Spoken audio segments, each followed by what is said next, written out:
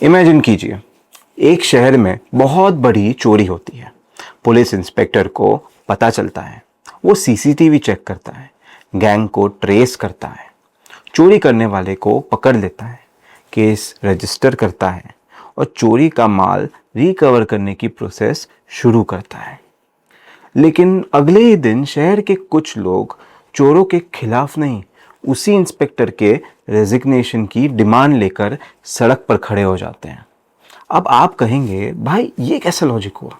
चोरी हुई, security fail हुई, इंस्पेक्टर से सवाल ज़रूर पूछो, ताला कमज़ोर क्यों था, चोरी पहले क्यों नहीं रोकी गई?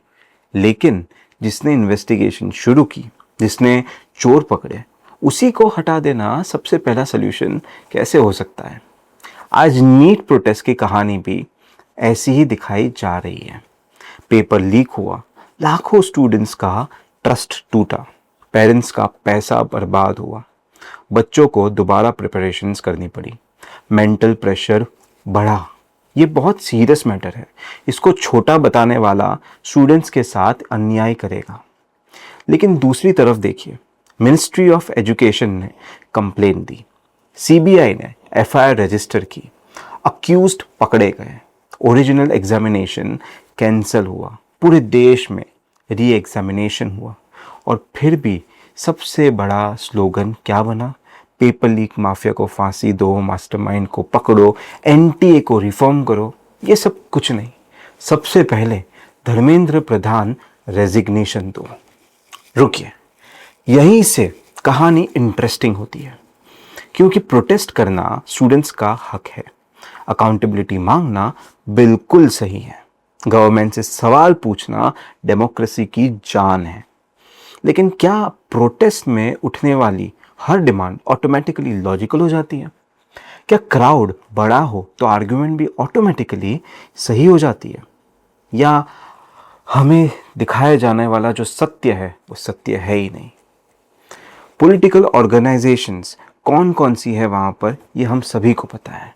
और पेपर लीक का इशू धीरे धीरे एक ब्रॉडर एंटी गवर्नमेंट कैंपेन कैसे बन जाता है, ये हमें आज पता लग रहा है। पहले स्केल समझिए। नीट यूजी 2026 के ओरिजिनल एग्जामिनेशन के लिए लगभग 22 लाख कैंडिडेट्स रजिस्टर्ड थे। लीक कंट्रोवर्सी के बाद 21 जून को री एग्जामिनेशन हुआ और 20 लाख से ज़्यादा कैंडिडेट्स को लगभग 5500 सेंटर्स इंडिया में और 14 सेंटर्स अब्रॉड में दोबारा एग्ज़ाम देनी पड़ी। सोचिए, एक बार नीट देना ही कितना स्ट्रेसफुल होता है और लाखों बच्चों को बोलो कि बेटा फिर से रिवाइज करो, फिर से ट्रैवल करो, फिर से एग्ज़ाम हॉल में बैठो, फिर से वही अनसर्टनिटी झेलो। उनका गुस्सा जेन्युइन है, फ्रस्ट्रेशन जेन्युइन है, सिस्टम से सवाल जेन्युइन है। लेकिन अब अनकंफर्टेबल सवाल, क्या इंडिया में मेडिकल एंट्रेंस पेपर लीक का ये पहला इंसिडेंस था? नहीं। रीसेंट हिस्ट्री देखिए।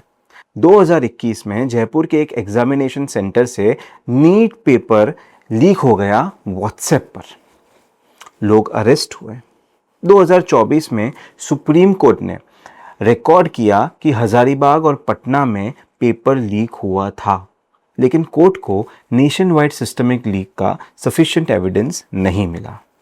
2026 में फिर एलिगेशन इतने सीरियस निकले कि सीबीआई ने केस रजिस्टर किया और नेशन वाइड री एग्जामिनेशन कराया गया।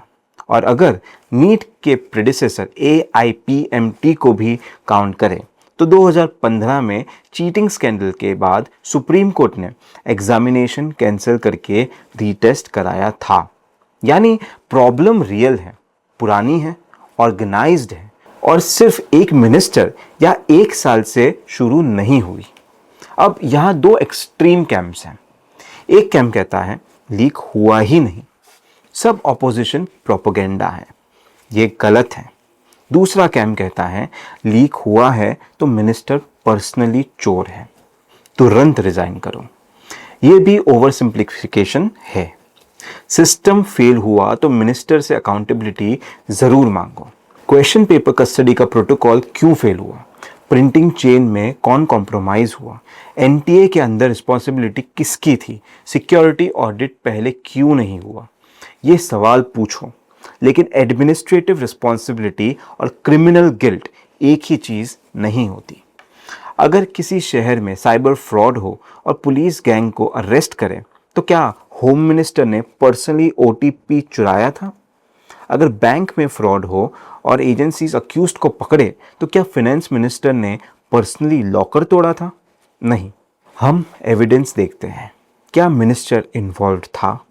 क्या इन्वेस्टिगेशन रोकी गई? क्या अक्यूज्ड को बचाया गया? क्या इन्फॉर्मेशन छुपाई गई? क्या एक्शन लेने से मना किया गया? रेजिग्नेशन की डिमांड फेलियर के स्केल और एविडेंस पर होनी चाहिए, सिर्फ पॉलिटिकल स्लोगन पर नहीं। या उल्टा धर्मेंद्र प्रधान के मिनिस्ट्री के अंडर डिसीजन हुआ कि एग्जामिनेशन कैंसिल होगी, री एग्जामिनेशन होगा, इन्वेस्टिगेशन सीबीआई करेगी, अक्यूज्ड पकड़े जाएंगे। अब मिनिस्टर से सवाल पूछो, बिल्कुल पूछो, लेकिन एक्शन लेने वाले मिनिस्टर को हटा देने से प्रिंटिंग प्रेस में बैठा माफिया खत्म नहीं होगा। अब जंतर मंतर पर कौन प्रोटेस्ट कर रहा था? हेडलाइंस में आपको बार बार सुनने को मिला नीट स्टूडेंट्स प्रोटेस्टिंग, लेकिन कंप्लीट पिक्चर थोड़ी बड़ी है। मूवमेंट को कॉकरोच जनता पार्टी यानी सीजेपी लीड कर रही है, जो शुरू में सटायरिकल यूथ मूवमेंट के रूप में सामने आई थी। प्रोटेस्ट में जेन्युइन नीट एस्पिरेंट्स और स्टूडेंट्स हैं, इसमें कोई डाउट नहीं है, लेकिन उनके साथ organised students group, opposition supporters, professionals और दूसरे पॉलिटिकल ऑर्गेनाइजेशंस भी जुड़ चुके हैं। सोनम वांगचुक हंगर स्ट्राइक पर बैठे हैं। राहुल गांधी और प्रियंका गांधी ने सपोर्ट दिया। शरद पवार और सुप्रिया सुले प्रोटेस्ट साइट पर गए और धीरे धीरे डिमांड सिर्फ सिक्योर एग्जामिनेशन तक लिमिटेड नहीं रही। एजुकेशन मिनिस्टर का resignation, compensation, police accountability, unemployment, education reform और ब्रॉडर पॉलिटिकल इश्यूज मूवमेंट्स का हिस्सा बन गया। इसका मतलब क्या है? क्या हर प्रोटेस्टर फेक है? बिल्कुल नहीं। क्या हर स्टूडेंट किसी पॉलिटिकल पार्टी का एजेंट है? बिल्कुल नहीं। लेकिन क्या ये सिर्फ मेडिकल एस्पिरेंट्स का न्यूट्रल प्रोटेस्ट रह गया है? वो भी नहीं।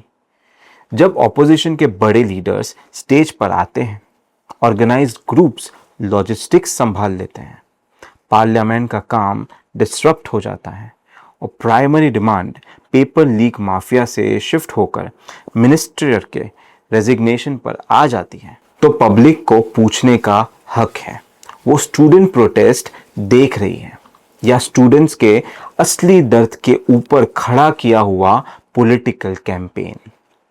ये लाइन याद रखिए, स्टूडेंट का दर्द असली हो सकता है और उनके दर्द का पॉलिटिकल इस्तेमाल भी असली हो सकता है। दोनों बातें एक साथ सच हो सकती है। प्रोटेस्टर्स का आर्ग्यूमेंट है, मिनिस्टर डिपार्टमेंट के हेड है, लीक बार बार हुआ तो मॉरल रिस्पॉन्सिबिलिटी लेकर रिजाइन करे। ये आर्ग्यूमेंट गलत नहीं है। डेमोक्रेटिक सिस्टम में मिनिस्ट्रियल रिस्पॉन्सिबिलिटी होती है, लेकिन अगला सवाल भी पूछो, रेजिग्नेशन के बाद क्या? नया मिनिस्टर आ जाएगा, प्रिंटिंग प्रेस वही, ट्रांसपोर्ट चेन वही, लोकल माफिया वही, कोचिंग रैकेट वही, कॉम्प्रोमाइज्ड ऑफिशियल्स वही, और 2 साल बाद फिर लीक। क्या प्रॉब्लम सॉल्व हुई या सिर्फ एक फेस बदलकर पब्लिक का गुस्सा टेम्पररीली शांत कर दिया? इंडिया को रेजिग्नेशन पॉलिटिक्स से ज्यादा रिफॉर्म पॉलिटिक्स चाहिए। पेपर का इनक्रिप्टेड डिजिटल ट्रांसफर हो, question paper last possible moment पर सिक्योर सेंटर्स में प्रिंट हो, हर पैकेट का टेम्पर प्रूफ डिजिटल ट्रेल हो, प्रिंटिंग प्रेस से एग्जामिनेशन डेस्क तक complete chain of custody record हो, CCTV, biometric verification, GPS tracked transport, independent cyber audit, insider involve निकले तो प्रॉपर्टी अटैच करो, कोचिंग सेंटर या ऑफिशियल के इन्वॉल्वमेंट निकले तो लाइफ टाइम बैन लगाओ, फास्ट ट्रैक कोर्ट में ट्रायल हो और री एग्जाम देने वाले स्टूडेंट्स को ट्रैवल और एप्लीकेशन एक्सपेंसेस का कॉम्पनसेशन मिले। ये डिमांड सिस्टम बदलेगी, सिर्फ रिजाइन का स्लोगन टेलीविजन हेडलाइन बदलेगा। प्राइम मिनिस्टर मोदी ने एग्जाम लीक केसेस के लिए फास्ट ट्रैक कोर्ट्स और स्ट्रिक्ट पनिशमेंट की बात कही है। गवर्नमेंट ने पब्लिक एग्जामिनेशन एक्ट के थ्रू ऑर्गेनाइज चीटिंग और पेपर लीक के खिलाफ पनिशमेंट का लीगल फ्रेमवर्क बना दिया है। लेकिन अनाउंसमेंट इनफ नहीं है। कन्विक्शंस दिखनी चाहिए, मास्टरमाइंड्स जेल में जाने चाहिए, कॉम्प्रोमाइज्ड ऑफिशियल्स के नाम पब्लिक होने चाहिए, एनटीए का इंडिपेंडेंट सिक्योरिटी ऑडिट होना चाहिए। गवर्नमेंट को सपोर्ट करने का मतलब ब्लैंक चेक देना नहीं होता। सपोर्ट का मतलब है एक्शन अच्छा हो तो क्रेडिट दो, लैप्स हो तो सवाल पूछो, क्रिमिनल मिले तो पनिशमेंट मांगो, लेकिन ऑपोजिशन को भी एक सवाल का जवाब देना होगा। जब नीट पेपर लीक के आरोपी पकड़े गए, सीबीआई इन्वेस्टिगेशन चली, एग्जामिनेशंस दोबारा हुआ, सिक्योरिटी मॉडल टाइटन हुआ और प्राइम मिनिस्टर ने फास्ट ट्रैक एक्शन अनाउंस किया, तब नेक्स्ट स्टेप रिफॉर्म्स मॉनिटर करने चाहिए थे या फिर हर हाल में मिनिस्टर का रेजिग्नेशन ही मांगना चाहिए था। टारगेट पेपर लीक माफिया है या टारगेट सिर्फ मोदी गवर्नमेंट को पॉलिटिकल डैमेज देना है? और जो 152 पेपर लीक्स का नंबर बार बार बोला जा रहा है, उसको भी ब्लाइंड फेथ से रिपीट मत कीजिए। पूछिए कौन से एग्जामिनेशंस, कौन से स्टेट्स, स्टेट गवर्नमेंट एग्जाम्स कितने, सेंट्रल गवर्नमेंट एग्जाम्स कितने, कंफर्म्ड लीक्स कितने, एलिगेशंस कितने, चार्जशीट्स कितनी, कन्विक्शंस कितनी। डेटा को कॉन्टेक्स्ट से काटकर पॉलिटिकल वेपन बनाना बहुत इजी है। बड़ा नंबर बोल दो, ऑडियंस शॉक हो जाएगी, लेकिन ऑडिटेड ब्रेकडाउन भी पब्लिक को दिखाओ, तब आर्ग्यूमेंट सीरियस लगेगी। सबसे इंपॉर्टेंट बात, स्टूडेंट्स को विलन मत बनाओ। वो 18-19 साल के बच्चे हैं, उनके पेरेंट्स ने कोचिंग में लाखों रुपए लगाए हैं। किसी ने गांव से शहर शिफ्ट किया है, किसी ने लोन लिया है, किसी ने 2 साल ड्रॉप लिया। उनका गुस्सा जेन्युइन है, लेकिन उनके गुस्से के कंधे पर अपनी बंदूक रखकर पॉलिटिकल माइलेज के लिए शूटिंग करना, ये जायज़ बात नहीं है। स्टूडेंट्स को जस्टिस चाहिए, पॉलिटिशियंस को हेडलाइन चाहिए। दोनों का इंटरेस्ट हमेशा सेम नहीं होता। और प्रोटेस्ट के मुद्दे पर एक बात बिल्कुल साफ होनी चाहिए, हमारे देश में प्रोटेस्ट करने की आज़ादी है। ये 1947 से पहले का अंग्रेज़ों वाला भारत नहीं है, जहां सरकार से सवाल पूछने वालों पर गोलियां चलाई जाती थी।